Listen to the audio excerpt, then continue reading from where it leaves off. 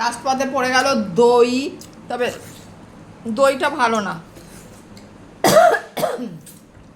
আমার কাছে ভালোই লাগছে, খারাপ লাগছে না। তারপরে আছে আম বলছি পান, আম বলছি, তারপরে আছে পান, খাইতে পান, বেনারস বাদাম। হুম, দইটাতে সেই ব্যাপারটাই নেই, দেখো। ওটা আসলে ওই গরমে অত দূর এসছে, দইয়ের পাকটাই ভালো নেই। হ্যাঁ, একটা বিচ্ছিরি গন্ধ আছে। হাড়ির গন্ধটা। হুম, হাড়ির না, দইয়ের ছাঁচটা পুরনো, ছাঁচটা পুরনো, সেই ছাঁচের গন্ধ, পুরনো ছাঁচ দিয়ে করা। ধুর, দইটা খেয়ে মুখটা কিরম হয়ে গেল।